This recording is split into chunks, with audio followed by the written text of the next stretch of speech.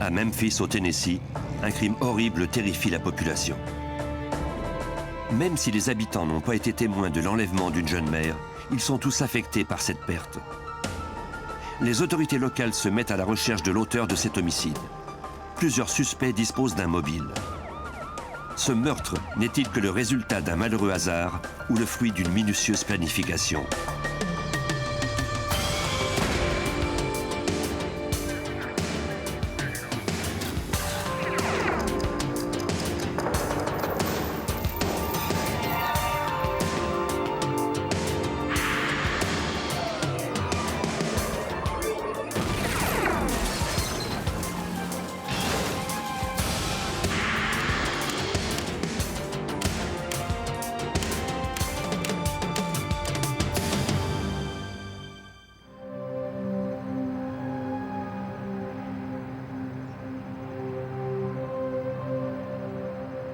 Tunica County au Mississippi se trouve juste au sud de Memphis au Tennessee. C'est la troisième plus importante destination des amateurs de casinos. Shannon Sanderson, 25 ans, y allait fréquemment depuis quelque temps. Le 19 avril 1996, cette femme de Memphis se rendit à son établissement favori.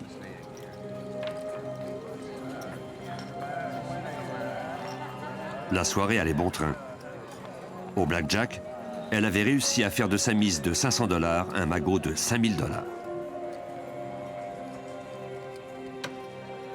À 3h30 du matin, elle échangea ses jetons contre de l'argent et décida de rentrer chez elle.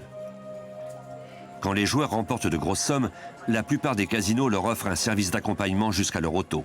Ce casino ne faisait pas exception à la règle.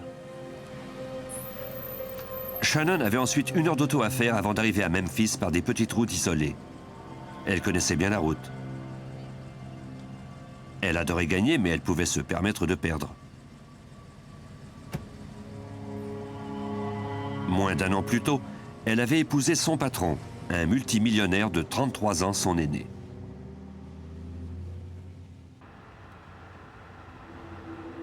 Plus tôt dans la soirée, elle avait déposé ses 3 jeunes enfants nés d'un mariage précédent chez leurs grands-parents au nord-est de Memphis. Il était environ 4h45 du matin lorsque Shannon gara son auto dans l'allée de ses ex-beaux-parents pour prendre ses enfants.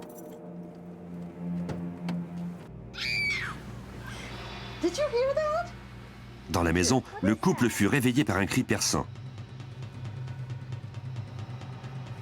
L'ex-beau-père de Shannon s'approcha de la fenêtre et la vit se débattre avec quelqu'un qui portait une casquette de baseball. Il sortit pour aller l'aider. Des voisins entendirent également des cris et furent témoins de l'enlèvement.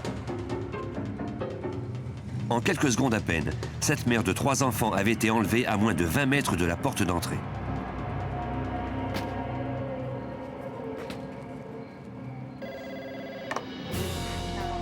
L'ex-beau-père appela immédiatement le service d'urgence. Des policiers de Memphis furent dépêchés sur les lieux. Dans les cas d'enlèvement, une réponse rapide peut faire toute la différence. Quelques minutes plus tard, les policiers arrivèrent sur place et interrogèrent l'ex-beau-père de Shannon. Le capitaine de la police Richard David Rawlson, alors sergent, se rappelle cet homme ébranlé qui faisait de son mieux pour décrire la scène dont il avait été témoin. L'homme a entendu du boucan et il a vu une voiture s'éloigner. Au même moment, d'autres voisins ont également entendu le bruit et regardé dehors. Ils ont vu la voiture qui partait. Ils nous ont donné une description du conducteur et de son véhicule. Malgré la faible lueur de l'aube, les témoins étaient tous d'accord sur le fait que le conducteur portait une casquette rouge. Mais la description de son véhicule variait. Certains croyaient que c'était une voiture sport d'une couleur foncée. L'un d'eux croyait avoir reconnu une Chevrolet Beretta de couleur bordeaux. Malheureusement, personne ne pouvait fournir une description du visage de l'individu. Sur l'allée, à proximité de la rue, les policiers trouvèrent 2 boutons en métal qui avaient vraisemblablement été arrachés des vêtements de Shannon. Non loin de là, on trouva un ongle artificiel. On fouilla la voiture de la victime, mais il n'y avait aucune indication sur l'identité du ravisseur, ni sur l'endroit où Shannon pouvait se trouver. Son ex-beau-père donna à la police le nom du casino qu'elle et son nouveau mari fréquentaient. L'établissement confirma qu'elle y était bien allée et qu'elle avait remporté la somme de 5 000 $, mais on fut bien incapable de dire avec qui elle s'y trouvait. Plus tard, au cours de la journée, la nouvelle de cette mère de 3 enfants enlevée à quelques pas seulement de l'endroit où il dormait secoua la population, selon le procureur du district de Memphis, Jerry Kitchen. Shannon semblait prendre l'éducation de ses enfants très au sérieux, puisqu'elle était rentrée à Memphis pour aller les chercher et s'assurer qu'ils ne manqueraient pas un jour d'école.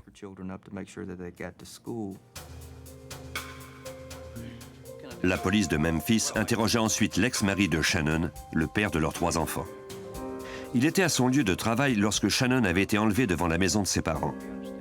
Bien que leur relation ait été plutôt orageuse, ils avaient été mariés pendant près de 8 ans. Ils avaient finalement divorcé après que Shannon soit tombée amoureuse de son mari actuel. Même s'il avait un alibi solide, les policiers étaient hésitants à l'éliminer de la liste des suspects si tôt dans l'enquête. Qui sait pourquoi les gens divorcent? Mais j'ai rarement entendu parler d'un bon divorce. Elle lui faisait payer une pension même si elle était mariée à un homme fortuné. Les policiers s'adressèrent à son nouveau mari pour en savoir davantage. Puisqu'il était millionnaire, Shannon pouvait avoir été enlevé par des ravisseurs qui souhaitaient demander une rançon. Mais le mari n'avait reçu aucun appel téléphonique ni demande de rançon. Il avait été réveillé à 5 heures du matin par la police, lui apprenant la nouvelle de l'enlèvement de sa femme, et il en avait été très affecté. Malheureusement, la dernière fois qu'ils s'étaient parlé, c'était la veille pour se disputer. Il célébrait son 58e anniversaire. Ses filles d'un mariage précédent lui avaient rendu visite ce soir-là. Shannon avait d'autres plans en tête car elle prévoyait l'emmener au casino.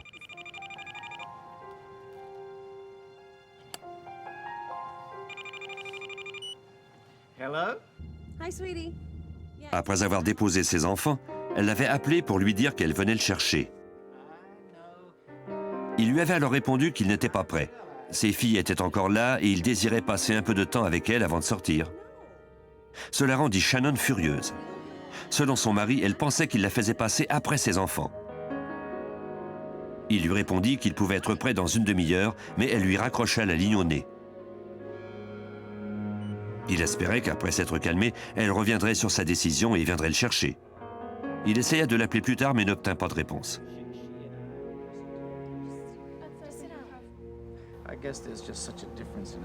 Les policiers lui demandèrent ensuite qui, à son avis, aurait pu en vouloir à la vie de Shannon.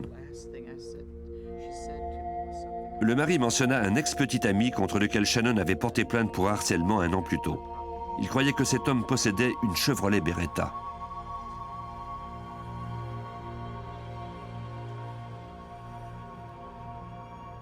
Au poste de police, les agents fouillèrent leur base de données mais découvrirent qu'aucun des membres de la famille de l'ex-petit ami, ni lui, ne possédait de Beretta. On effectua une vérification de ses antécédents pour constater qu'un juge avait effectivement ordonné à cet ex-amant de couper tout contact avec Shannon pendant 1 an. Les enquêteurs se rendirent chez lui pour l'interroger, mais il était absent. De plus, il ne s'était pas présenté au travail.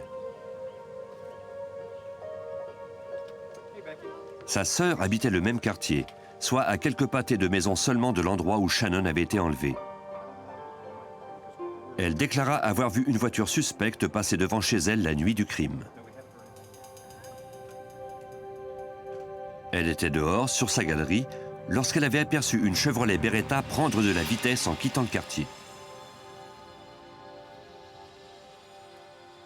Au début, elle n'avait pas reconnu le conducteur, mais lorsqu'elle avait vu le visage du mari multimillionnaire de la victime aux nouvelles, elle avait été convaincue qu'il s'agissait de lui. Les policiers de Memphis, qui avaient d'abord pensé que l'enlèvement de Shannon était une affaire de rançon, devaient maintenant tenir compte de cette autre hypothèse. La police de Memphis demanda au mari de Shannon de fournir une déposition formelle. Son avocat à ses côtés, il parla au détective de sa relation avec Shannon. Les policiers savaient déjà qu'il l'avait rencontrée alors qu'elle était encore mariée.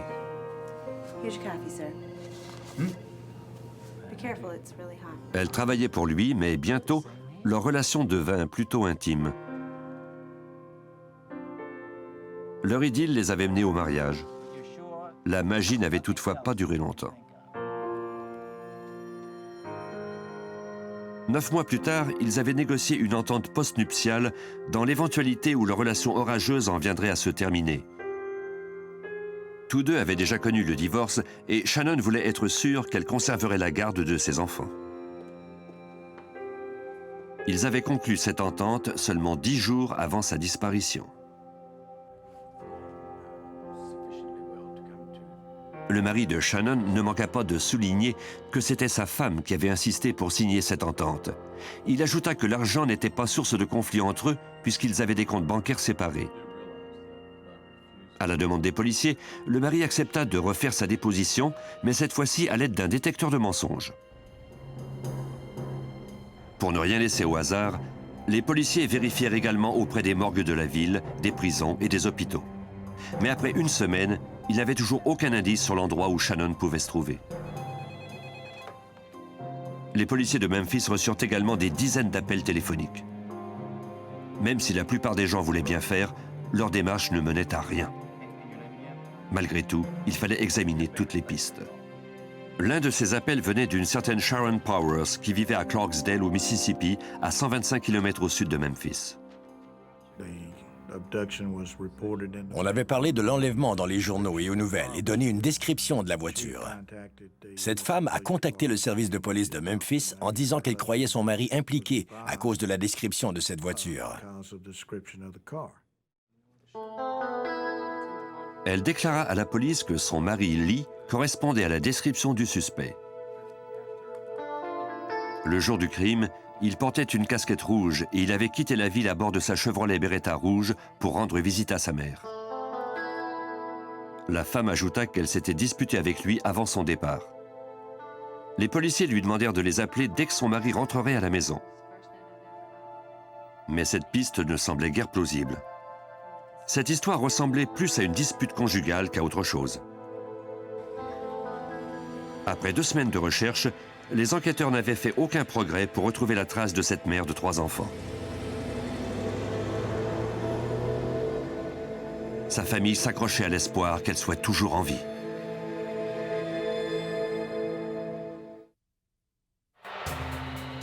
Au printemps 1996, la police de Memphis était toujours à la recherche de Shannon Sanderson, 25 ans, enlevée devant la maison de ses ex-beaux-parents. Les enquêteurs n'avaient obtenu aucun indice en interrogeant son mari, ses anciens amants et les gens du quartier. Dans une enquête, on commence par essayer d'éliminer de la liste des suspects les personnes de l'entourage immédiat de la victime. Après plus de 2 semaines de recherche, le capitaine Richard David Rawlson de la police de Memphis craignait d'avoir épuisé le temps dont il disposait pour retrouver Shannon. À cause de tous ses anciens amis et amants, nous n'avions pas la moindre idée de ce qui s'était produit. Mais les jours passaient et nous savions que nos chances de la retrouver en vie étaient de plus en plus minces. Le 6 mai, l'ex-petite amie de Shannon vint enfin au poste pour subir un interrogatoire. L'année au cours de laquelle on lui avait interdit de s'approcher de Shannon venait de se terminer. Il déclara qu'au moment de l'enlèvement, il dormait chez sa mère. Il refusa de se soumettre au détecteur de mensonges tant qu'il n'en aurait pas discuté avec son avocat.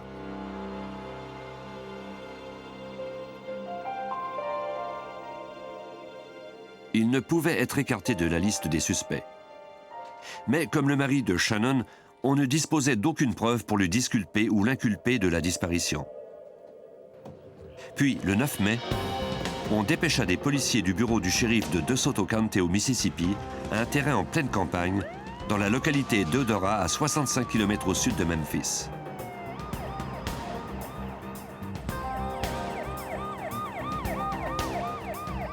Un couple qui inspectait sa nouvelle propriété avait remarqué une forte odeur pestilentielle.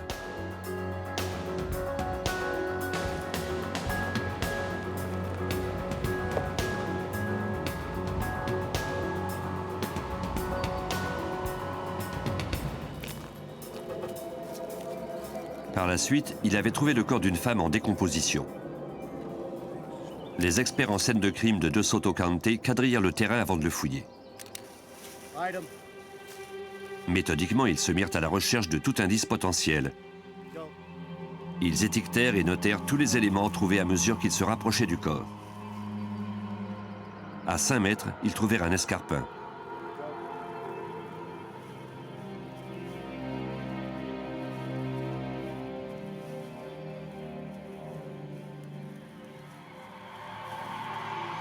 Plus près encore, ils en trouvèrent un autre. Pendant ce temps, le shérif de DeSoto examina ses dossiers. Personne ici n'avait signalé la disparition d'une femme. Il élargit son champ de recherche pour y inclure des villes plus importantes de la région. Lorsqu'il contacta les autorités de Memphis, il apprit que Shannon Sanderson, une mère de 3 enfants d'à peine 25 ans, était portée disparue depuis plus de 2 semaines. Les agents de DeSoto obtinrent alors sa description physique. Elle était blonde, mesurait 1,60 m et pesait 59 kg. Elle avait un petit tatouage, portait une robe et des escarpins, de même qu'une veste ornée de boutons en métal. Elle avait de faux ongles roses. Cette description concordait avec le corps découvert. Maintenant, on devait pratiquer une autopsie pour confirmer l'identité de la victime et établir la cause de sa mort. Dans son rapport, le médecin légiste nota qu'elle avait été tuée par un projectile de calibre 25 à la tempe droite.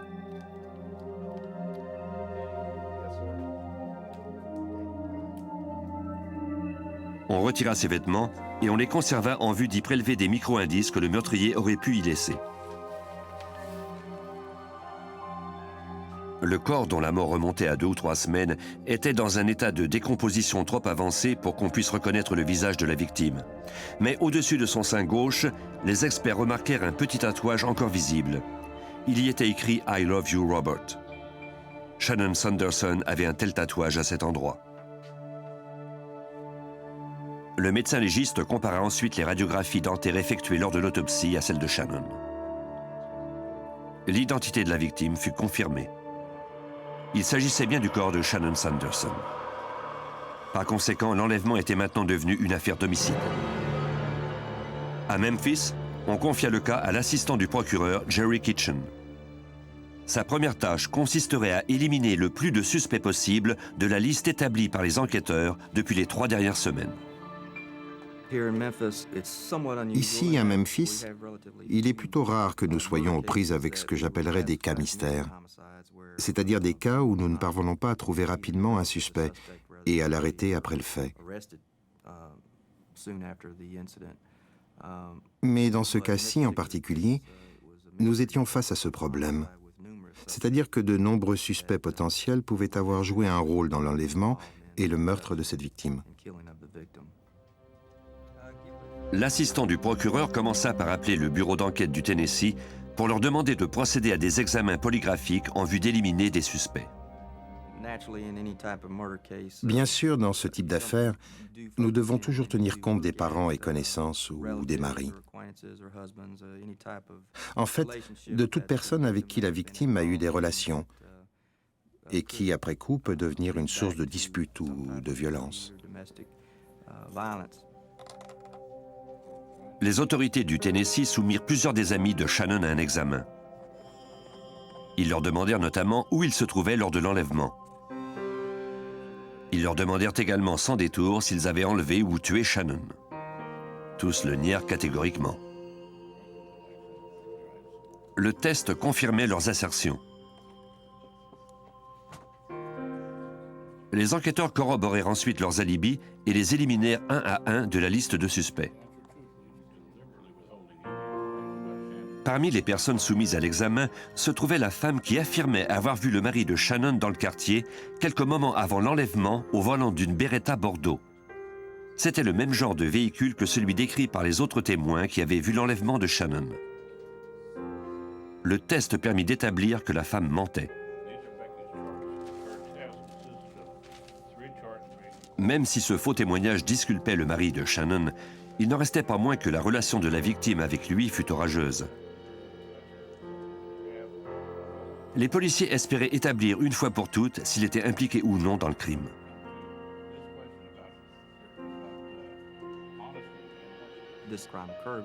Le crime avait été commis à 4 heures du matin. Le mari de la victime nous avait dit qu'il était au lit, seul. Et il n'avait donc pas d'alibi solide.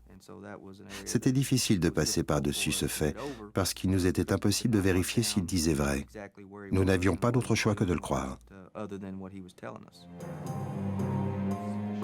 Les enquêteurs demandèrent au mari de Shannon de se soumettre au détecteur de mensonges.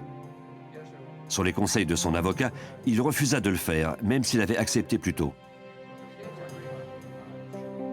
Selon son avocat, les médicaments qu'il prenait pour le cœur risquaient d'affecter les résultats du test. Pour le capitaine Rawlson, ce refus n'avait rien pour atténuer les soupçons qui pesaient contre lui. S'il n'avait rien à voir là-dedans, pourquoi refusait-il de collaborer? Étant détective en homicide, cela nous rendait soupçonneux, ce qui le rendait, lui, encore plus méfiant. Faute de preuves, l'enquête stagnait. L'agent spécial et superviseur Jennifer Eakin du bureau du FBI de Memphis fut assignée à cette affaire. Elle espérait y donner un souffle nouveau en réexaminant des pistes qu'on avait peut-être négligées. On doit envisager toutes les possibilités, et ce, dès le début de l'enquête. On ne doit pas tomber dans des spéculations sans fin sur le caractère de tel type, la nature de sa relation avec la victime, etc. Nous avons alors tenté d'identifier de nouvelles possibilités, de nouvelles pistes à explorer.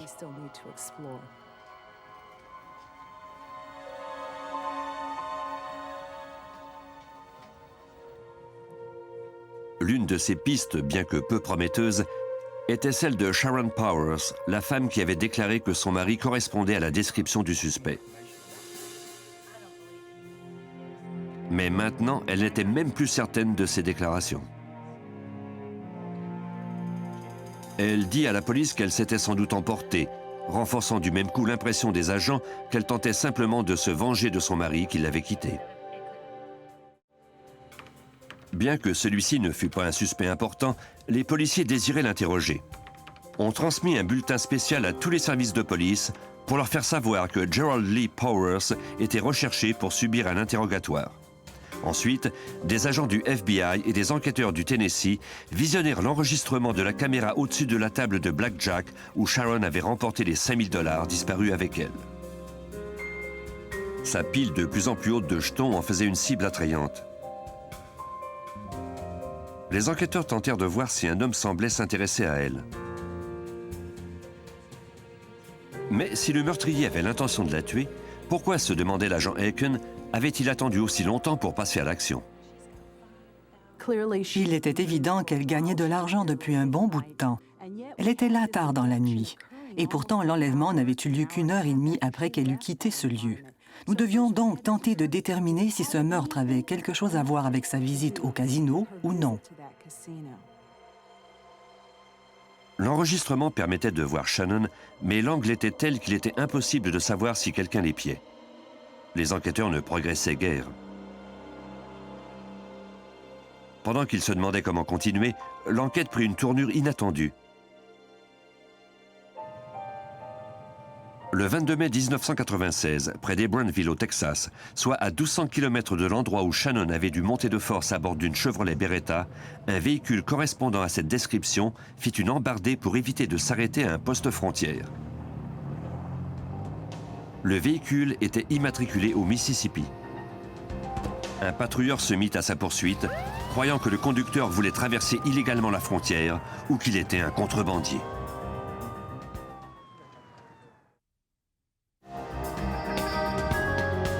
En mai 1996, pendant l'enquête sur l'enlèvement et le meurtre d'une jeune mère du Tennessee, des patrouilleurs des douanes américaines étaient à la poursuite d'une Chevrolet Beretta Bordeaux immatriculée au Mississippi.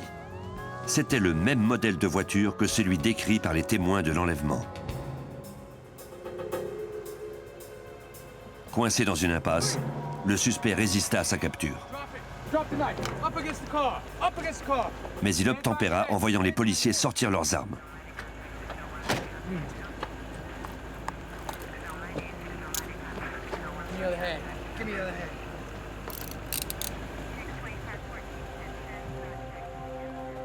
Il avait en poche 14 billets de $100. Il déclara qu'il s'appelait Gerald Lee Powers, mais il n'avait aucun permis de conduire sur lui pour le prouver. On fouilla son véhicule. Il ne contenait ni drogue ni passagers illégaux. Toutefois, dans le coffre, les agents trouvèrent une arme volée enregistrée en Arkansas.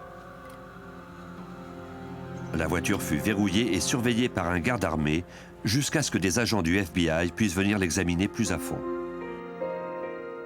Comme ce genre d'infraction à l'égard d'un policier aux frontières est un délit de juridiction fédérale, ce fut un agent du FBI, Evan Ray, du bureau de Laredo, qui fut dépêché sur les lieux. En vérifiant l'identité du conducteur, l'agent constata que Gerald Lee Powers avait été impliqué dans une autre altercation à la frontière mexicaine. J'ai parlé aux représentants des douanes américaines qui m'ont informé que le même jour, un individu s'était enfui et qu'il avait laissé sur le comptoir de nombreuses pièces d'identité. Nous étions donc en possession des pièces d'identité de Powers.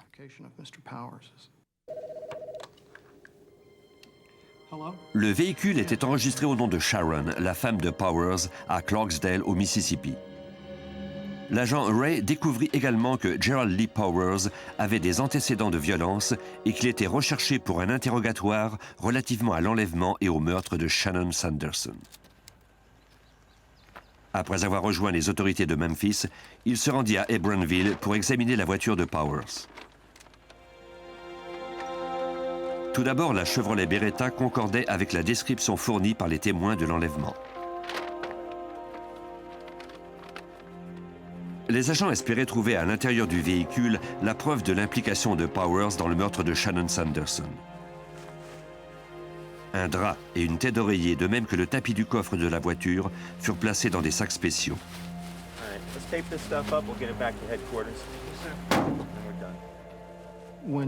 Quand on recueille des indices comme ça, on n'a aucune idée de ce que les analyses de laboratoire donneront. On doit faire de son mieux pour obtenir le maximum d'indices possibles et ensuite laisser les experts du labo faire leur travail. Il n'y avait pas lieu de trop espérer puisque l'intérieur de la voiture semblait avoir été nettoyé à fond depuis peu. À des centaines de kilomètres de l'équipe d'experts la plus proche, l'agent Ray dut improviser avec les outils de fortune dont il disposait. Une des choses que nous devions chercher, c'était des fibres et des cheveux sur la banquette arrière. Nous n'avions pas l'équipement des experts judiciaires à portée de main. J'ai donc utilisé un rouleau tout neuf, du type dont on se sert pour brosser un habit et sur lequel viennent se coller les poussières. Après avoir enlevé le siège avant, les agents trouvèrent un ongle artificiel rose par terre. Il ressemblait à ceux que portait la victime au moment de son enlèvement. Le procureur Jerry Kitchen croyait qu'il s'agissait là d'une preuve très convaincante de la présence de Shannon Sanderson dans la voiture de Powers. L'agent Ray nous a appelés pour nous dire qu'il avait trouvé un ongle au pied du siège arrière du véhicule. Cela corroborait les témoignages déjà recueillis, selon lesquels c'était à cet endroit qu'était assise la victime quand on l'avait enlevée.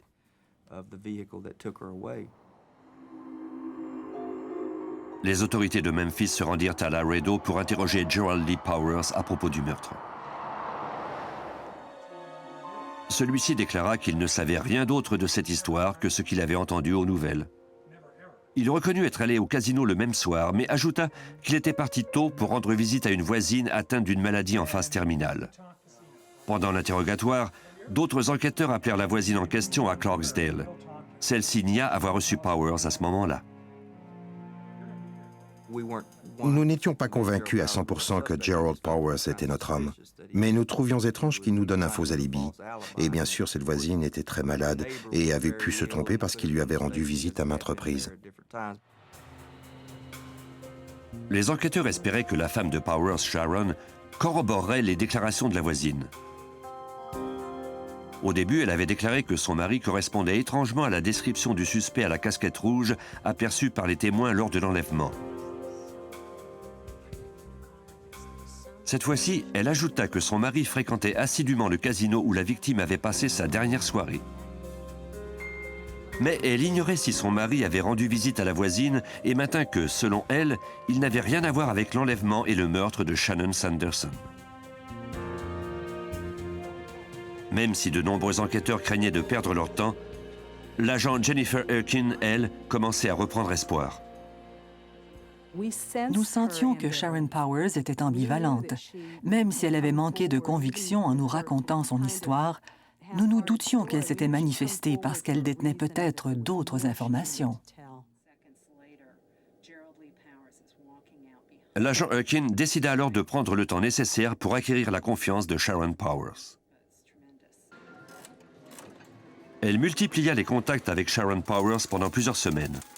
Pendant ce temps, le FBI communiqua avec Tom Scott, le directeur du service de surveillance du casino que la victime avait fréquenté avant son enlèvement. On lui demanda de vérifier si Gerald Lee Powers apparaissait sur les enregistrements des 600 caméras de l'établissement de 9000 m².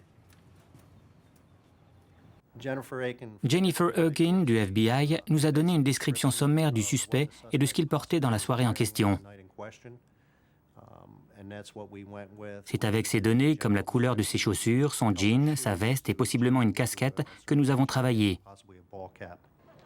Mais il faut rappeler que tous les jours, entre 3000 et 10 000 personnes fréquentent ce casino. Scott et son équipe visionnèrent des centaines d'heures de matériel à la recherche de l'homme à la casquette rouge et au t-shirt jaune. Ils se concentrèrent particulièrement sur la table de blackjack où Shannon avait passé presque toute la soirée. Si le suspect était resté sur place, c'eût été facile. Mais un casino est un endroit excitant et les gens aiment s'y promener et passer d'une machine à sous à une autre. Il y a aussi des restaurants et des tables de jeu. Nous n'avons pas pu retrouver cet individu sur les bandes. Les enquêteurs se tournèrent de nouveau vers Sharon Powers pour en apprendre plus sur les activités de son mari ce soir-là. Ils firent tout ce qu'ils purent pour la mettre en confiance. Une de ses voisines, qui était policière, la rassura à son tour et lui offrit son soutien. Sharon était déchirée entre sa compassion pour la victime et ses sentiments à l'égard de son mari. Elle était amoureuse de cet homme. Je crois qu'il n'était pas facile pour Sharon d'accepter le fait que la victime était la mère de 3 jeunes enfants. Elle était elle-même mère de 3 enfants et pouvait par conséquent s'identifier à elle. Peu à peu, Sharon Powers vint à bout de son dilemme.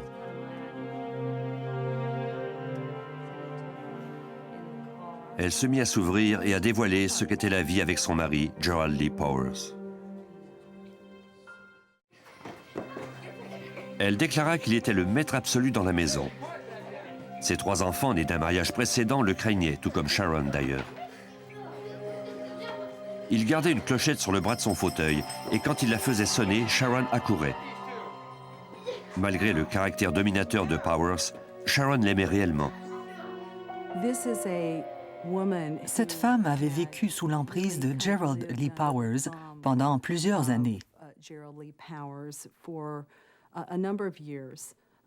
Je crois qu'ils en étaient à 4 ou 5 ans de vie commune.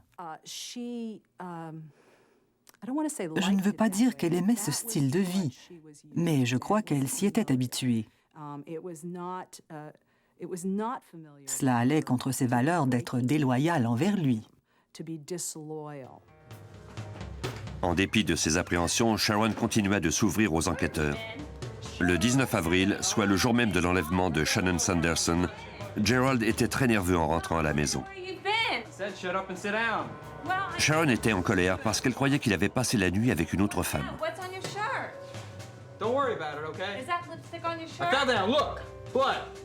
Elle remarqua alors du sang sur son t-shirt et une coupure à son bras. Il lui répondit qu'il était tombé au casino. Même si Sharon ne crut pas un mot de ce qu'il lui dit, elle n'insista pas. Maintenant, elle refusait d'en dire davantage à la police, comme son mari d'ailleurs. Sans quelque chose de plus solide, le procureur Jerry Kitchen ne pourrait pas faire accuser Gerald Lee Powers. Nous n'avions alors rien de concret sur son implication, juste notre instinct qui nous disait que c'était lui le coupable. Mais à ce moment-là, nous n'avions pas encore en main les résultats du labo. Les enquêteurs espéraient que le FBI pourrait les aider à prouver que Gerald Lee Powers était bien celui qui avait enlevé puis tué Shannon Sanderson, cette mère de 3 enfants. À l'été 1996, après que Gerald Lee Powers eut été inculpé de l'agression d'un patrouilleur des douanes au Texas, le FBI et les enquêteurs de Memphis le croyaient également responsable du meurtre d'une mère de 25 ans. Mais les preuves matérielles leur manquaient. Ils espéraient que la femme du suspect, Sharon Powers, pourrait leur fournir encore d'autres éléments. Bien que réticente au début, après quelques rencontres s'échelonnant sur plusieurs semaines, elle fut bientôt de plus en plus à l'aise. Elle s'ouvrit enfin à l'agent spécial Jennifer Aiken du FBI. Quand elle nous a raconté toute l'histoire, nous avons entendu un véritable récit d'horreur. Il a épié et suivi cette victime avant de l'enlever. Puis, il l'a conduite dans un secteur isolé pour lui prendre non seulement les 5 000 $ qu'elle avait remportés, mais aussi ses bijoux. Les déclarations de Sharon étaient convaincantes. Maintenant, pour faire accuser Gerald Lee Powers de meurtre, il faudrait trouver des preuves pour les corroborer. Dans ce but, Sharon déclara que son mari s'était débarrassé de son arme dans un canal abandonné près du casino au Mississippi. Le capitaine de la police de Memphis, Richard David Rolson, se rendit sur les lieux avec des plongeurs pour effectuer des recherches. Les plongeurs du bureau du shérif ont plongé dans ce trou et ont exploré le fond centimètre par centimètre pour mettre la main sur ce pistolet. Nous ne l'avons jamais retrouvé. C'est alors que Mme Powers s'est ravisée et nous a dit qu'il avait jeté l'arme dans le fleuve, à environ 100 mètres de là. Le courant à cet endroit du fleuve Mississippi était bien trop fort pour qu'on puisse y plonger. Ainsi, on se retrouvait avec plus de questions que de réponses, et il était impossible de savoir si Sharon Powers leur avait dit la vérité.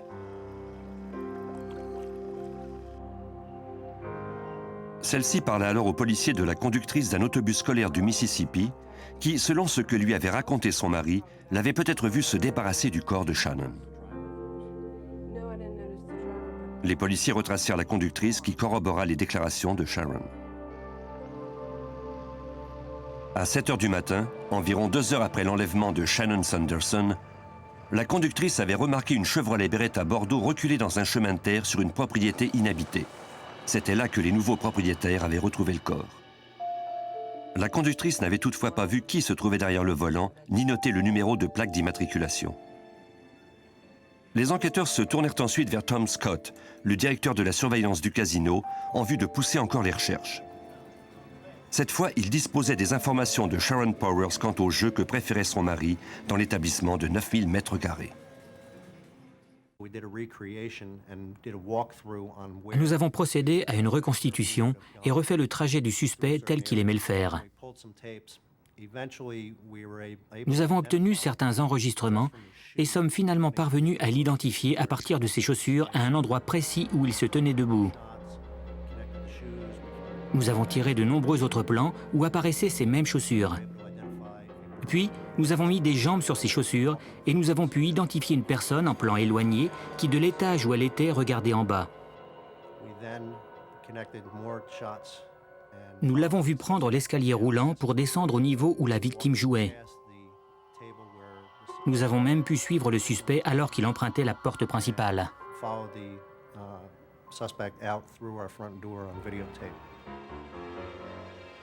L'enregistrement était convaincant et confirmait que Gerald Lee Powers était bien au casino ce soir-là. Mais cela ne prouvait nullement qu'il avait enlevé ou tué Shannon Sanderson. Selon Sharon Powers, son mari avait enterré les bijoux de la victime sous un vieux canapé abandonné à l'arrière d'un bar après les avoir enveloppés dans du papier d'aluminium. Les enquêteurs se rendirent sur les lieux.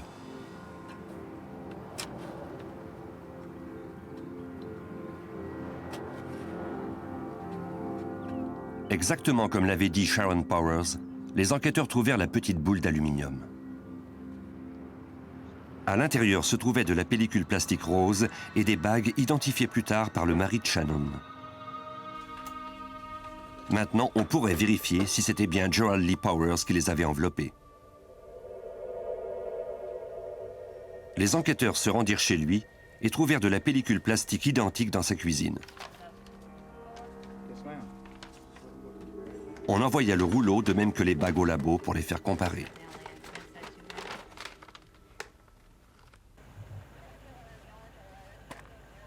En attendant les résultats, on examina l'ongle artificiel rose trouvé dans la voiture de Powers suite à son arrestation au Texas.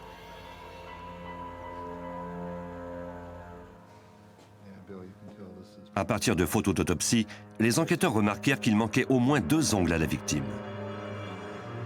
Si celui qu'on avait retrouvé était semblable à ceux qui lui restaient, cela prouverait qu'elle s'était bien trouvée dans la voiture de Powers le soir de son enlèvement.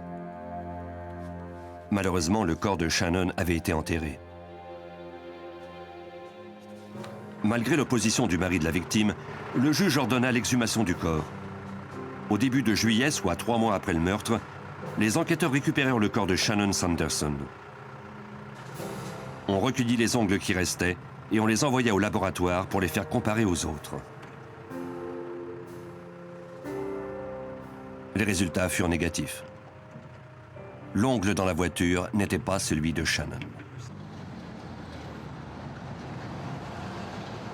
Il fallait espérer que les autres indices au labo du FBI à Washington fourniraient des résultats plus prometteurs. Après avoir ouvert la boule de papier d'aluminium, les experts retirèrent la pellicule plastique rose qui entourait certaines bagues. Le FBI espérait relier Gerald D. Powers à ces bagues. Pour ce faire, on commença par comparer la pellicule plastique à celle qu'on avait recueillie chez lui. L'agent qui a fait l'examen nous a dit que ce n'était pas le dernier morceau de plastique qu'on avait arraché du rouleau, mais qu'il était exactement identique au reste du rouleau, en termes de polymère, de teinture et tout le reste. Cela indiquait qu'on s'était servi de la pellicule de ce rouleau pour envelopper les bagues. C'était la première preuve judiciaire qui reliait Powers et sa victime. Mais il restait encore beaucoup à faire. On obtint une preuve encore plus convaincante à partir d'une minuscule fibre trouvée dans la voiture pourtant immaculée de Powers. Nous avons trouvé la fibre d'une robe dans le véhicule qu'il conduisait. Fibre qui provenait de la robe de la victime. C'était très significatif. Les autorités étaient maintenant convaincues de la culpabilité de Gerald D. Powers dans le meurtre de Shannon Sanderson, mais elles ne pouvaient pas encore écarter l'hypothèse d'un meurtre sur commande. Les hommes du passé de Shannon pouvaient tous avoir des motifs de l'avoir morte. Le procureur de Memphis, Jerry Kitchen, décida de tenter le tout pour le tout en essayant d'obtenir ces informations de la part de Powers lui-même. Nous sommes allés à Laredo pour y interroger l'accusé, avant de le faire inculper de meurtre. Nous étions prêts, s'il coopérait et s'il prouvait que quelqu'un d'autre était impliqué, à lui épargner la peine de mort. Mais il n'a pas pu nous donner la moindre information. Ça nous a persuadés qu'il avait agi seul et que personne d'autre n'était impliqué dans cet enlèvement et ce meurtre. Nous l'avons alors fait inculper.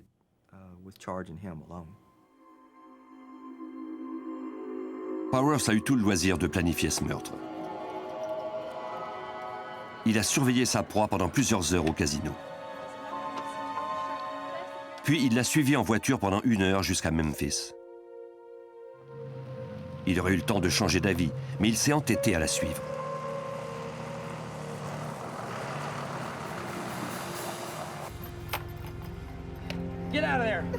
Il a enlevé cette mère de 3 enfants, l'a volée, puis tuée à bout portant.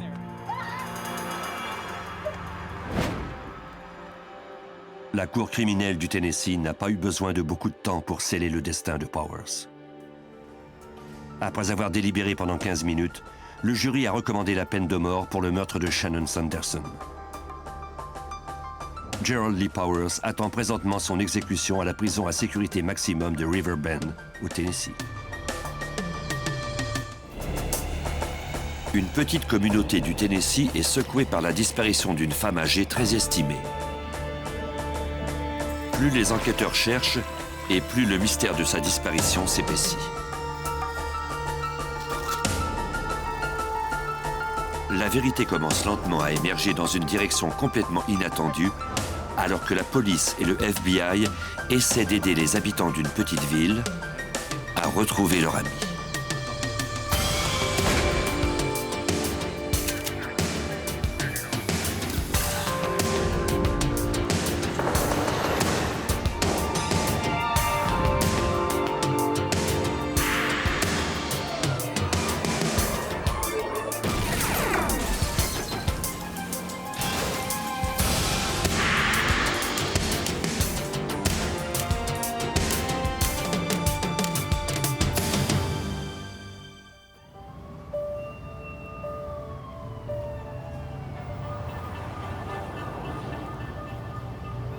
Memphis, au Tennessee, le 7 août 1992. À 40 km de là, dans la petite ville de Eads, Alan Roberts, un prospère promoteur immobilier, rentra chez lui après le travail. La voiture de sa femme était dans l'allée, comme d'habitude, mais il fut surpris de trouver le courrier sur le véhicule.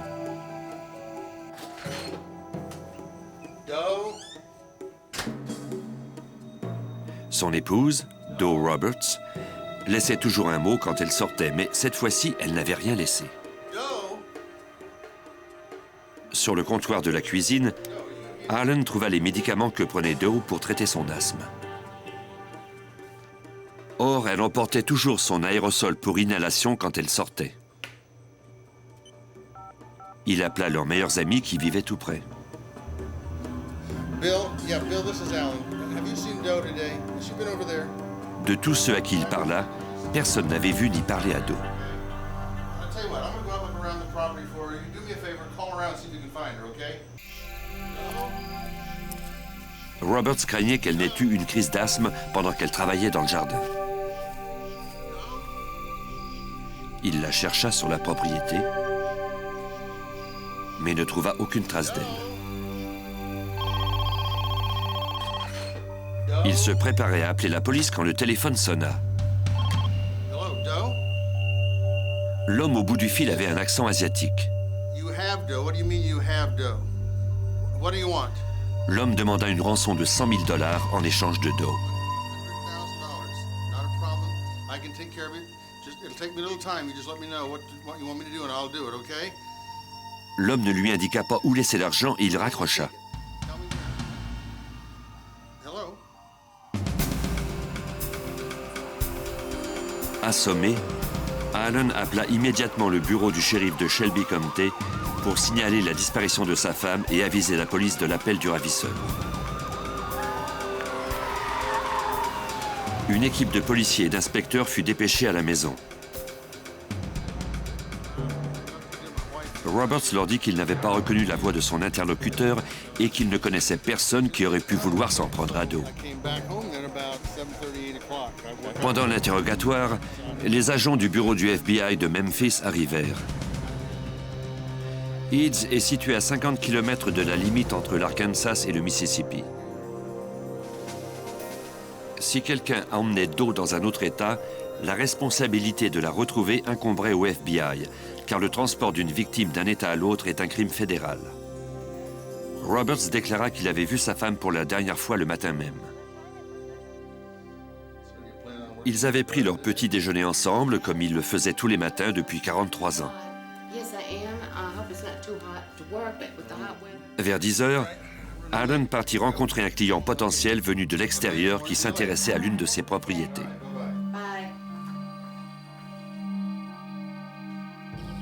Le client, un certain Sam Wagner, avait appelé la veille pour prendre un rendez-vous et visiter la propriété à 10h30 ce matin-là.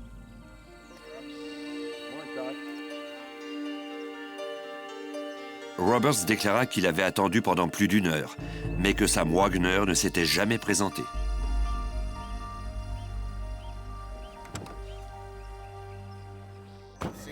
Il avait passé le reste de l'après-midi à étendre des rouleaux de gazon sur le terrain d'une autre de ses propriétés. Les enquêteurs devaient vérifier la maison pour voir s'il n'y avait pas d'indices.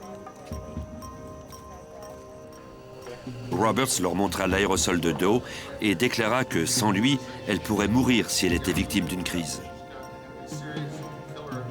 Les policiers devaient la retrouver au plus vite. Ils se mirent à la recherche de traces d'entrée par effraction en vérifiant toutes les fenêtres et les portes. Rien ne semblait suspect. Certaines personnes quittent volontairement le foyer, mais elles maquillent les lieux pour faire croire à un enlèvement. Les policiers vérifièrent la chambre de Doe.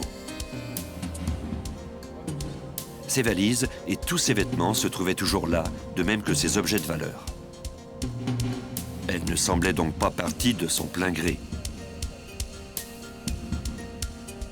Si quelqu'un l'avait enlevée, un indice laissait supposer que cela s'était produit à l'extérieur, comme en témoigne l'agent spécial Joanne Overall du FBI.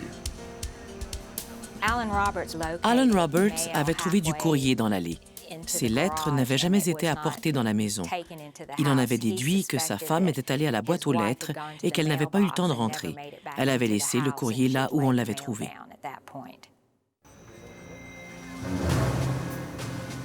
À partir de l'allée, les policiers commencèrent des recherches méthodiques en quadrillant les 60 hectares de la ferme pour découvrir ce qui était arrivé à la femme de 65 ans. Malgré les nombreux efforts des équipes de recherche, on ne trouva rien. Le meilleur moyen d'obtenir de nouveaux indices serait d'attendre un autre appel du ravisseur. On a surveillé les appels que recevait Alan Roberts tout de suite après l'enlèvement. Avec son accord, on a branché une enregistreuse sur son téléphone au cas où le ravisseur le rappellerait. Tous les appels seraient retracés. Si l'homme à l'accent asiatique rappelait, le FBI serait prêt. Plus tard le même soir, le téléphone sonna.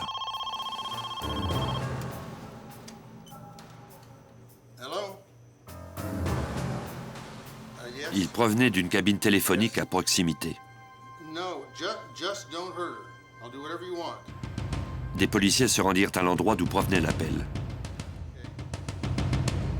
Il semblait bien qu'il s'agissait de l'homme qui avait appelé plus tôt.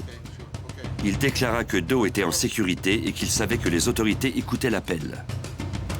Roberts déclara que le ravisseur lui avait ordonné de retirer le ruban de l'enregistreuse et de le détruire dans l'allée de la maison. L'équipe changea rapidement la cassette pour une cassette vierge. Il n'y avait alors aucun policier à l'extérieur.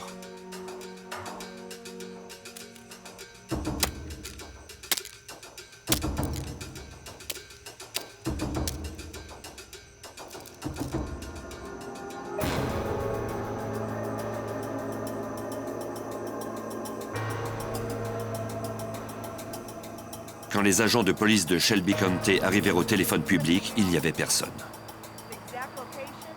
L'homme qui avait fait l'appel était parti. À l'aube, les enquêteurs étendirent leurs recherches à la ville entière de Eads, demandant aux amis et aux voisins de Doe quand ils l'avaient vu pour la dernière fois ou s'ils avaient vu quelque chose d'anormal le jour de sa disparition. Personne ne se rappelait avoir vu ni entendu Doe ce jour-là.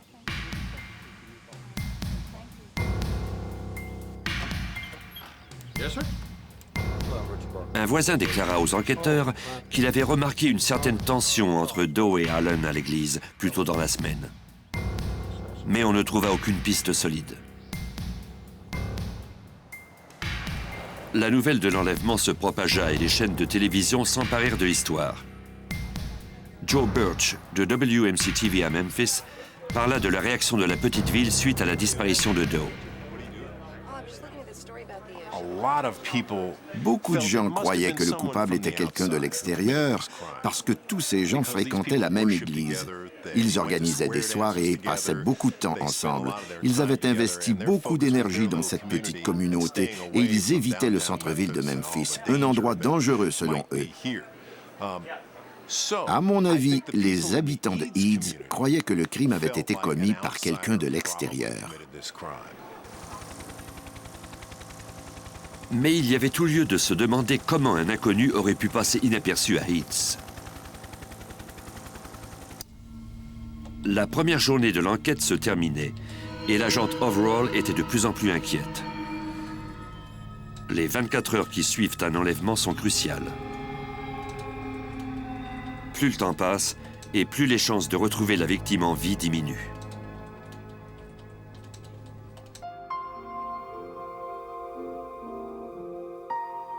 Le deuxième jour, des habitants de la ville se réunirent pour montrer leur soutien et pour prier pour le retour de Doe. Pendant que la ville de Heaths était en prière, les enquêteurs, eux, tournèrent leur attention vers le suspect le plus vraisemblable. Dans un cas comme celui-ci, nous commençons toujours par interroger la famille. Et à partir de là, nous agrandissons peu à peu notre champ de recherche. On devait commencer par le mari, Alan Roberts. Il était possible qu'il s'en soit pris à Doe et qu'il se soit ensuite servi d'un complice pour faire les appels. Il est toujours pénible pour les membres de la famille de se faire considérer comme des suspects. Les autorités durent demander au mari, fou d'inquiétude, de se soumettre au détecteur de mensonges. Alan ne s'attendait pas à cette enquête, mais il accepta.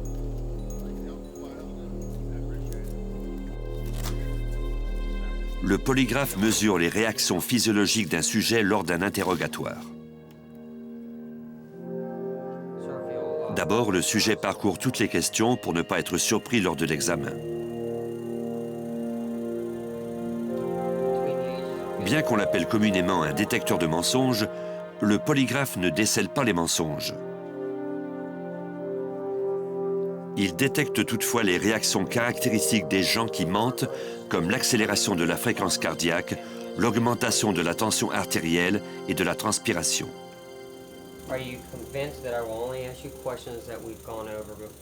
Même si les résultats de cet examen sont rarement recevables en cours, beaucoup d'enquêteurs croient que le polygraphe leur permet de savoir dans quelle direction orienter leurs recherches.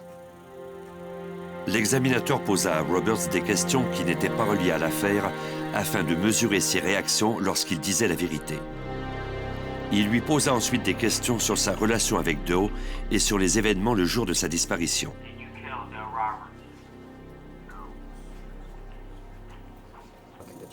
L'examinateur analysa ensuite le graphique obtenu pour déterminer si Roberts avait menti en répondant à certaines questions sur l'affaire.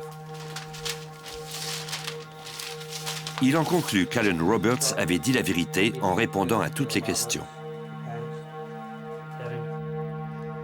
Alan était convaincu que c'était terminé. Mais les agents savent que les résultats de ces examens ne sont pas toujours exacts. On ne pouvait pas encore l'éliminer de la liste des suspects. Pour vérifier l'alibi de Roberts, le FBI voulait retrouver Sam Wagner, l'homme qu'il devait rencontrer le matin de l'enlèvement de Doe.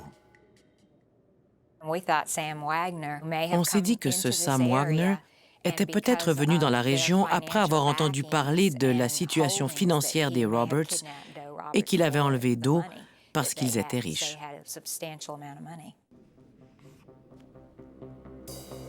Les agents fouillèrent dans les bases de données du FBI ainsi que dans les dossiers de la Régie des véhicules à l'échelle du pays à la recherche de quiconque du nom de Sam Wagner.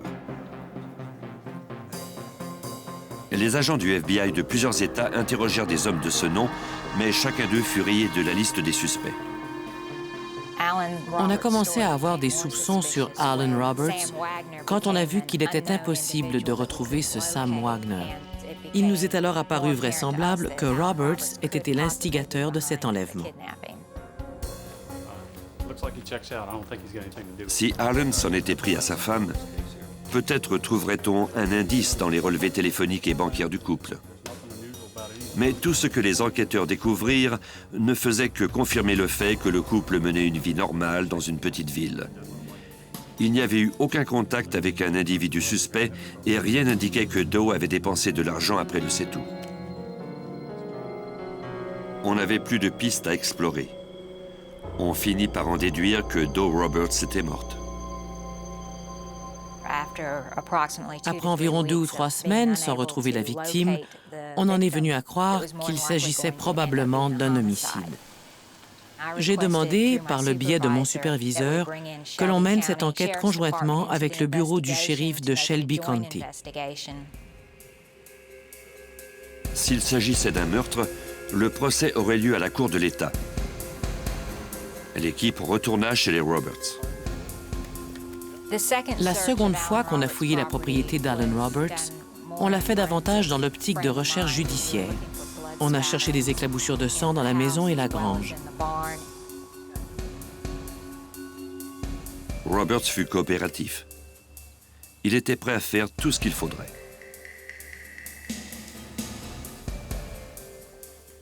Les techniciens judiciaires du FBI et du bureau du shérif examinèrent tous les bâtiments à la recherche de traces d'un meurtre, d'un nettoyage intensif ou d'un corps.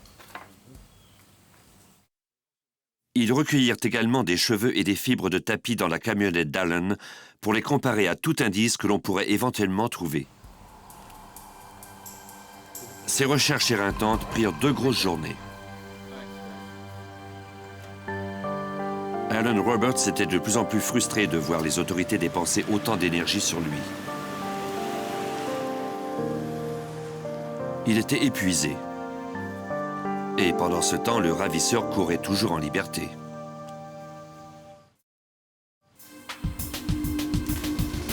En 1992, le bureau du shérif de Shelby County et le bureau du FBI de Memphis fouillaient la ferme d'Alan Roberts et ses bâtiments à la recherche d'indices corroborant la thèse de l'assassinat de sa femme. Roberts était soumis au détecteur de mensonges et l'on n'avait trouvé aucune trace de sang sur sa propriété. On ne disposait d'aucun autre suspect et les enquêteurs détenaient des preuves indirectes qui mettaient Roberts en cause. Même si plusieurs personnes avaient vu Roberts ce jour-là, leur témoignage ne couvrait qu'une période de 5 heures. Autrement dit, Roberts avait eu amplement le temps de se débarrasser d'un cadavre. Le présentateur de nouvelles Joe Birch avait remarqué l'apparente froideur de Roberts quand il avait couvert cette histoire. Quand votre femme disparaît, on s'attend à ce que vous soyez bouleversé. Mais ça n'a pas été le cas avec Alan Roberts. Il était calme, voire serein et sans détour. On ne l'a pas vu pleurer ni manifester d'émotion comme c'est le cas d'habitude lors d'un enlèvement. En septembre, l'homme à l'accent asiatique refit surface, déclarant qu'Alan était mêlé à cette affaire. Le ravisseur s'est mis à appeler les habitants de Eads, déclarant que Doe Roberts était toujours en vie. Lors de ces appels, il a indiqué qu'Alan avait participé au complot pour faire enlever sa femme. C'était extrêmement décevant parce qu'il ne disait jamais où laisser l'argent.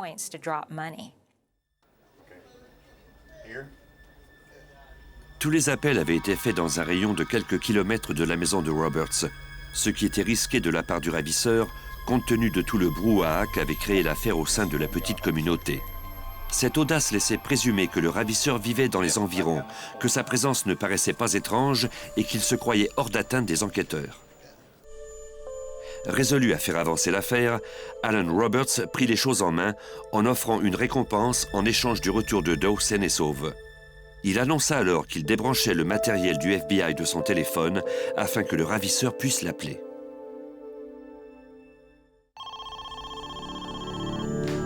Le 8 octobre 1992, soit 2 mois après la disparition de Doe, le ravisseur rappela Alan Roberts. Il lui demanda de se rendre au téléphone public d'une station-service à environ 2 km de chez lui. Roberts se rendit rapidement sur place. Une fois encore, il était seul et aucun témoin ne pourrait corroborer ses dires.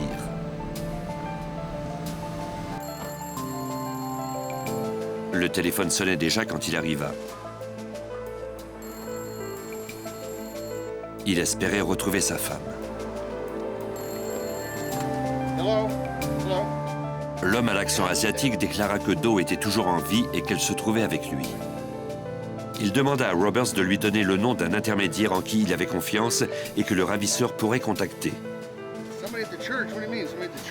Roberts lui mentionna le nom de Charles Lord, un dirigeant dans la communauté paroissiale et un bon ami de la famille. L'homme au bout du fil déclara qu'il lui donnerait bientôt des consignes à propos de la rançon.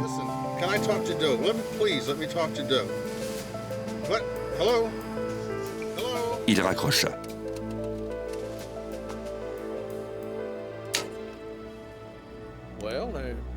Charles Lord, l'homme dont Roberts avait donné le nom au ravisseur, était le trésorier de la paroisse.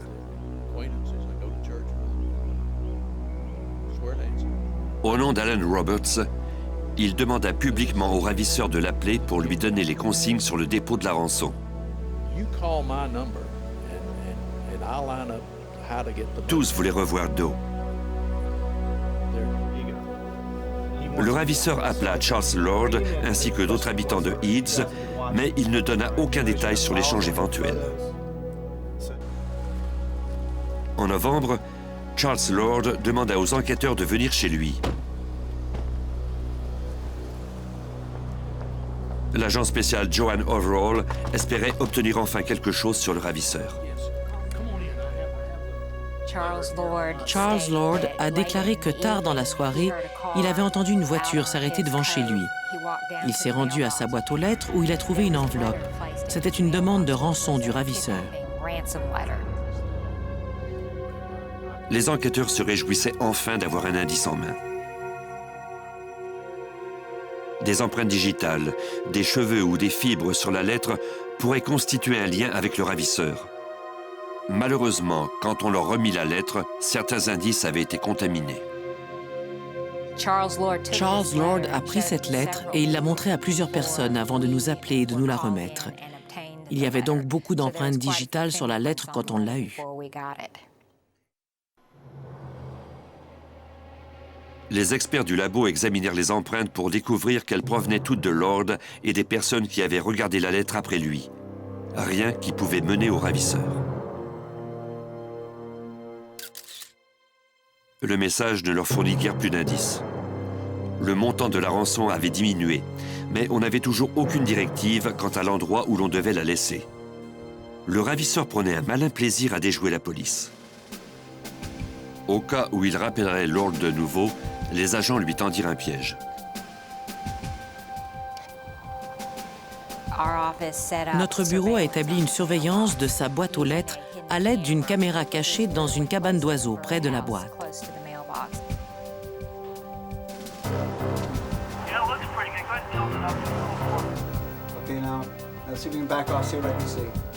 Ainsi, si le ravisseur laissait une autre lettre, on capterait son image sur vidéo.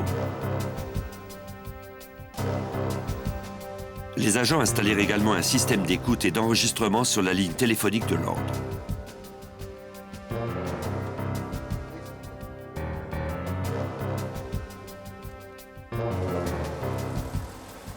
On n'avait toujours pas trouvé de preuves concrètes de l'implication d'Alan Roberts, mais un nouveau suspect semblait se dessiner.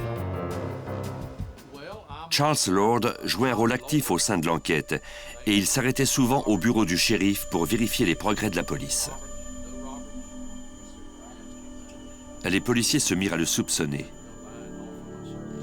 À cause de son intérêt marqué pour l'affaire et la nature étrange des appels qu'il disait recevoir du ravisseur.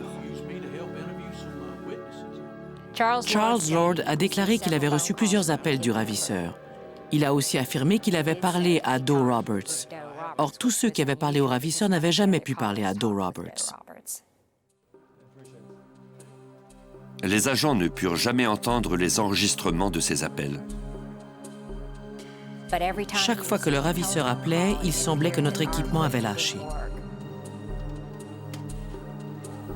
Au cours de la semaine suivante, Lord signala avoir reçu une nouvelle demande de rançon ainsi que le foulard de Doe dans sa boîte aux lettres. Les agents ne trouvèrent aucun indice sur ces objets. Ils espéraient toutefois avoir capté l'image du ravisseur à l'aide de la caméra. Au visionnement, ils virent le postier venir à plusieurs reprises, mais quand vint le moment du ravisseur, l'image disparut. Quand on a vu que le matériel installé chez Charles Lord avait encore fait défaut, je me suis dit que nous avions vraiment du matériel de mauvaise qualité. mais il a bientôt été évident que quelqu'un l'avait brisé. Et les agents soupçonnaient Charles Lord.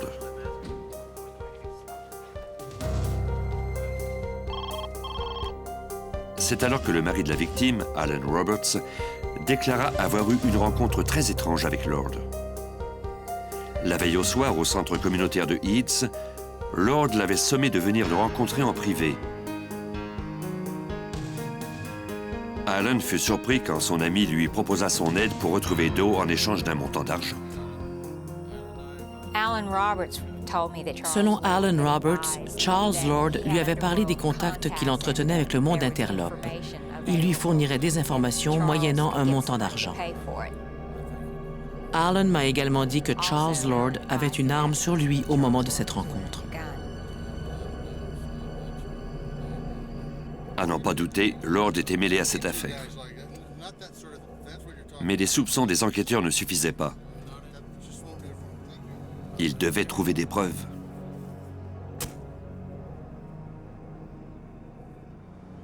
Le 4 mars 1993, 7 mois après la disparition de Doe, l'affaire connut un autre rebondissement.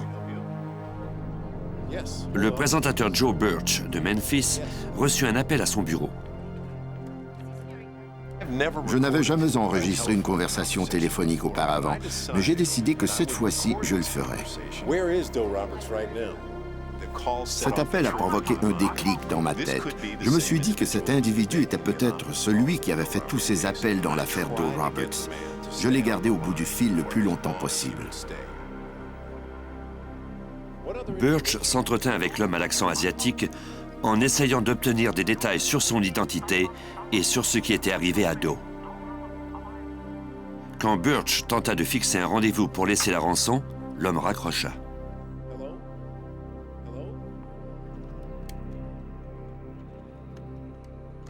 J'ai apporté l'enregistrement dans le bureau de mon patron. On a aussitôt appelé le FBI et le bureau du shérif de Shelby County.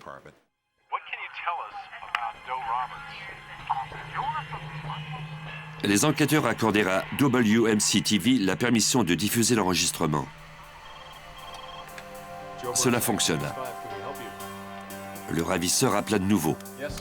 Il était mécontent de la diffusion de l'appel et il exigea des journalistes qu'ils cessent de couvrir l'affaire. Mais cette fois-ci, Joe Birch parvint à lui faire quelque chose que personne n'était arrivé à faire avant lui, fixer un rendez-vous pour remettre la rançon.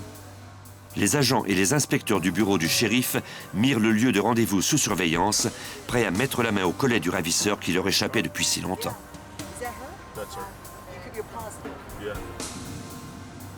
Obéissant aux directives, un reporter de WMC-TV se rendit au lieu de rendez-vous avec 80 000 $ en argent liquide. Tous les agents attendaient, pleins d'espoir.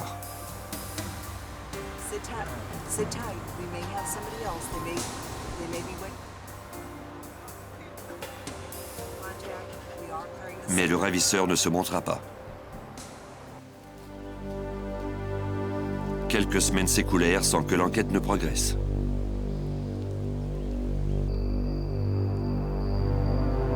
Puis, en juin 1993, le ravisseur organisa un autre rendez-vous. Il appela deux neveux de Doe et leur demanda d'apporter la rançon à un motel de la région. Bientôt, l'insaisissable ravisseur referait surface.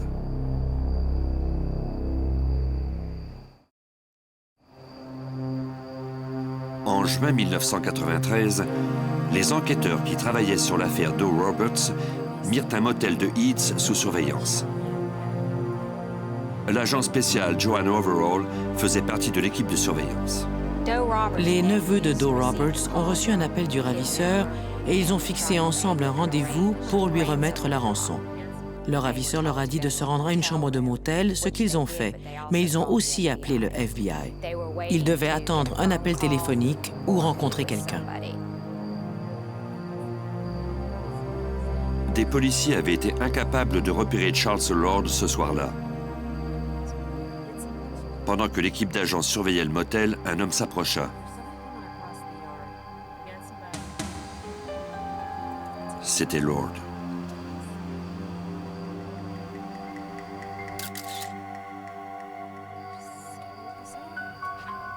il se rendit à la chambre de motel louée par les neveux de Doe.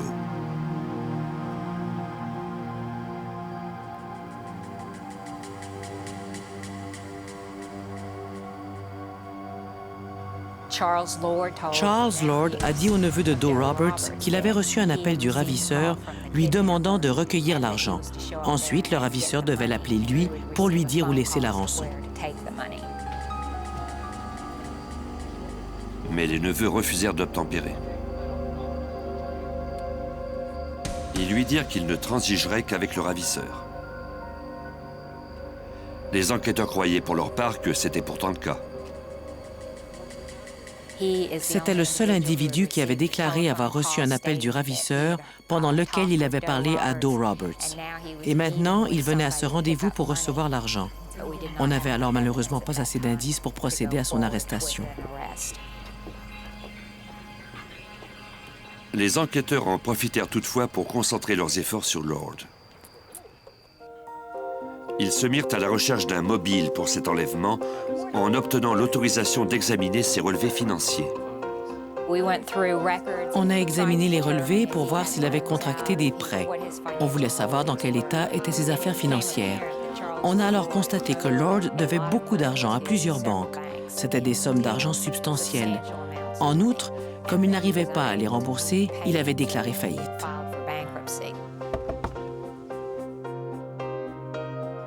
Ces preuves indirectes permirent aux enquêteurs d'obtenir un mandat de perquisition de la maison de Lord. À la fin du mois de juin, les enquêteurs purent examiner tous les documents financiers de Lord. Certains dossiers indiquaient qu'il avait des antécédents criminels. Il avait détourné 150 000 $ du Memphis dépôt où il travaillait avant de se retirer quelques années plus tôt. Il avait également détourné environ 70 000 $ de l'église de Eads qu'il fréquentait. Lord était trésorier de l'église et avait donc accès aux comptes bancaires de la paroisse et aux donations en argent liquide. Malgré ces découvertes, toutefois, les enquêteurs ne disposaient toujours pas de preuves formelles qu'il avait enlevé quelqu'un. On n'avait rien pour l'accuser de l'enlèvement et du meurtre de Doe Roberts. C'était important d'obtenir des aveux de Charles Lord parce qu'on n'avait pas retrouvé le corps. Un des agents qui travaillait sur l'affaire avait appris à dresser le profil psychologique des criminels. Après analyse des faits et gestes de Lord, il esquissa un profil de son comportement qui devrait être utile pour obtenir ses aveux. Selon lui, Lord était un manipulateur, un menteur compulsif qui croyait que personne ne pouvait l'atteindre. L'agent croyait que la seule façon de remporter la bataille contre le suspect serait de gonfler son ego à bloc. Le plan consistait à convoquer Lord à un interrogatoire et à lui laisser croire qu'on disposait de plusieurs indices sur lui à la suite d'une importante enquête qu'on faisait depuis plusieurs mois. Les agents remplirent plusieurs boîtes de faux indices pour convaincre Lord qu'il n'était pas au-dessus de tout soupçon. Puis, le 25 août 1993, au bureau du FBI de Memphis, ils rencontrèrent Lord et son avocat.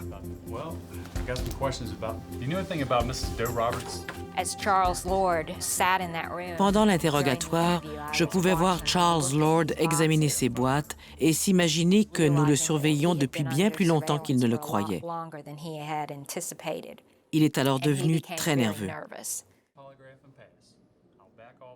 La tactique du FBI sembla porter fruit.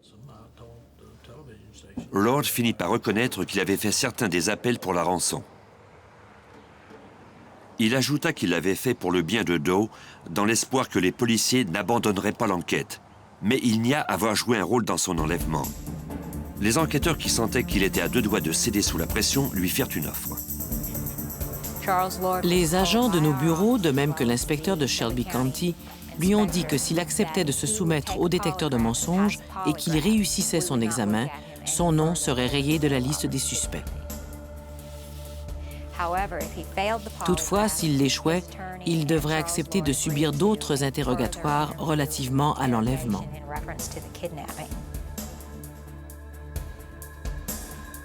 Il accepta.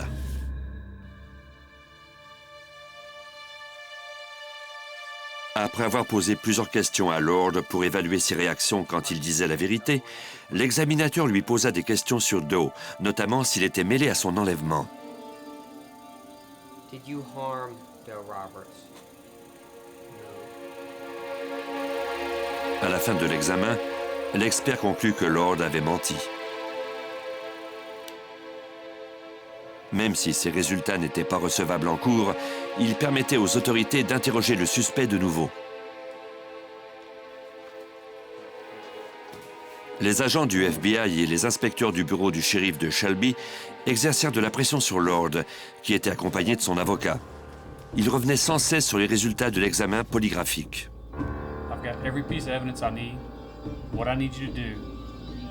Au début, il continua à nier d'être impliqué, mais après quelques heures, les tactiques d'interrogatoire finirent par avoir raison de lui. Lord déclara qu'il était prêt à raconter ce qui était arrivé. Il dit qu'il avait besoin d'argent pour rembourser les prêts bancaires et pour rembourser l'argent qu'il avait volé à l'église. Il avait donc décidé d'enlever Doe et de demander une rançon en échange de sa liberté. Le 6 août 1992, il appela les Roberts en prétendant s'appeler Sam Wagner, un client intéressé par une propriété, et il prit rendez-vous avec Allen. Le lendemain, il savait qu'Allen l'attendrait sur le terrain de la propriété et il se rendit chez lui. Doe était en train de ramasser le courrier. Il savait qu'elle lui ferait confiance. Allen's been involved in an accident. Yeah, get in the car and I'll take you to him. What happened? Do you know? Is he all right? Lord déclara aux enquêteurs qu'il avait prévu rendre sa liberté à Doe quand il aurait eu la rançon, mais qu'elle avait eu une crise cardiaque fatale dans sa voiture.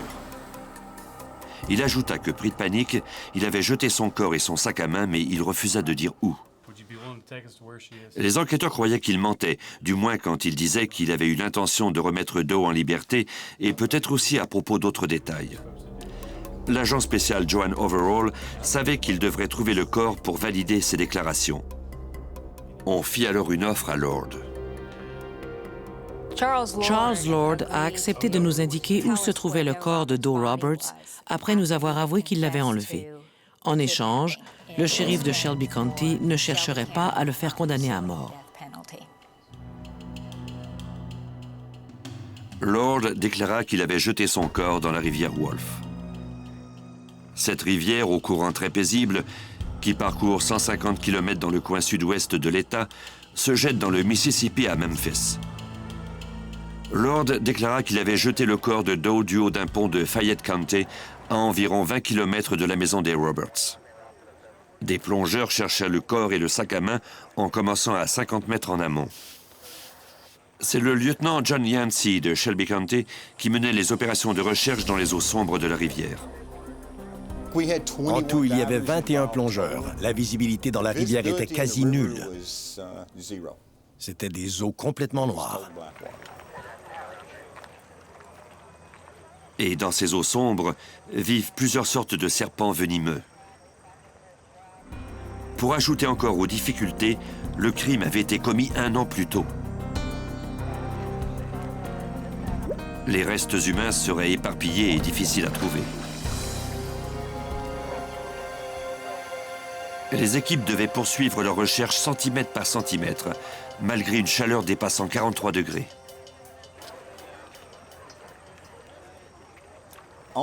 Le deuxième jour, j'étais sur le pont quand une dame âgée est venue me trouver et m'a demandé de lui faire une faveur. « Je vais faire ce que je peux », lui ai-je répondu. Elle a dit « Je veux que vous trouviez quelque chose aujourd'hui pour qu'on puisse enfin faire notre deuil et enterrer Doe. »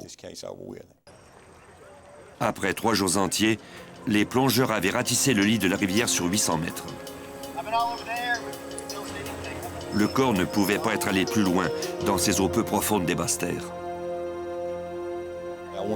J'ai dit à mon supérieur que, selon mon expérience, la victime n'était pas là. Si vous voulez qu'on continue à chercher, ai-je ajouté, il va falloir qu'on se rende jusqu'au Mississippi. Tout ce que je peux vous dire, c'est qu'elle n'est pas ici. Les enquêteurs commençaient à croire que Lord leur avait menti, mettant ainsi inutilement la vie des plongeurs en danger. L'agent spécial Overall affronta Lord à ce sujet. On a emmené Charles Lord sur le site des recherches. On lui a dit que les plongeurs mettaient leur vie en péril pour trouver le corps. Or, le cadavre ne semblait pas être là. Le suspect était à court de mensonges. Maintenant, il était prêt à dire aux enquêteurs ce qui était vraiment arrivé à Doe Roberts.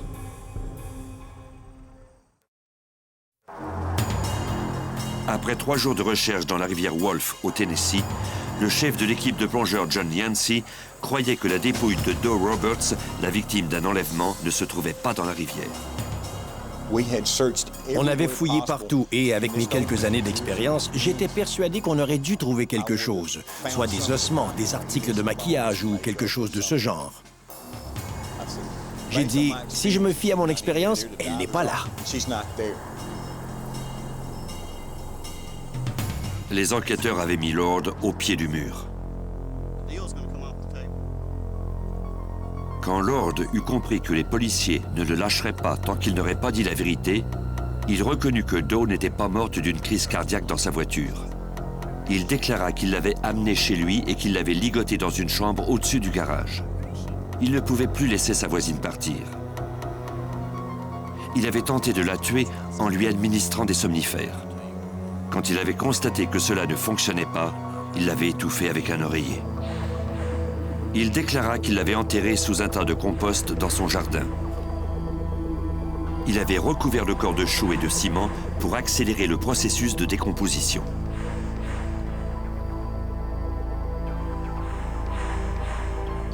Il fallait déterminer si Lord disait la vérité cette fois-ci et recueillir les indices pour donner enfin à la famille de Doe la possibilité de vivre un deuil en sachant ce qui lui était arrivé. Le bureau du shérif contacta le service d'anthropologie judiciaire de l'Université du Tennessee. Après avoir retiré plusieurs couches de feuilles et de compost, les experts se mirent à creuser. Le lieutenant Ronald Godwin de Shelby County supervisa les minutieuses fouilles. On utilise des pinceaux et des petites truelles, un peu comme le font les archéologues.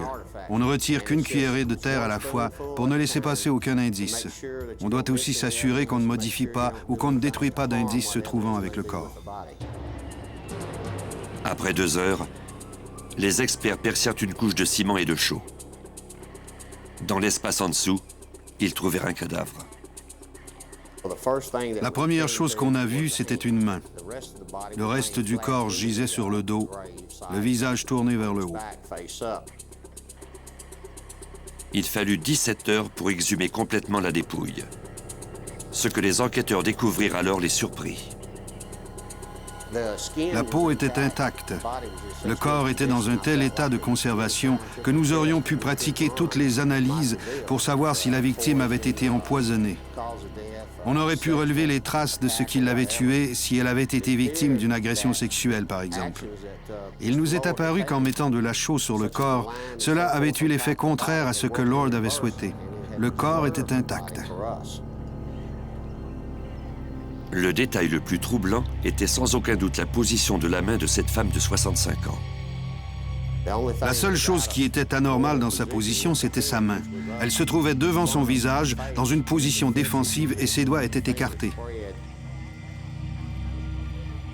Pour les enquêteurs, la victime n'était pas morte quand on l'avait enterrée. Elle était sans doute en vie et a tenté d'enlever le ciment avec sa main. Près d'1 an après la disparition de Doe Roberts, le FBI et Alan Roberts disposaient de preuves formelles. Le 19 octobre 1993, Charles Lord a plaidé coupable de meurtre au premier degré et d'enlèvement. Il a été condamné à la prison à vie plus 25 ans.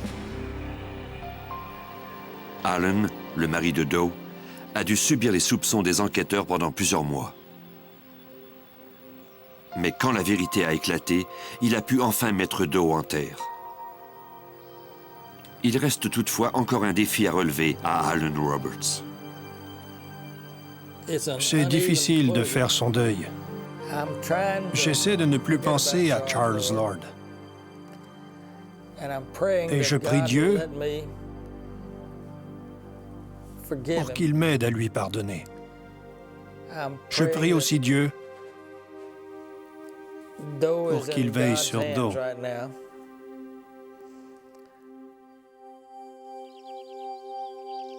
Alan et Do Roberts ont été mariés pendant 43 ans avant que la vie ne les arrache l'un à l'autre. Alan croit qu'un jour, il retrouvera Do pour toujours.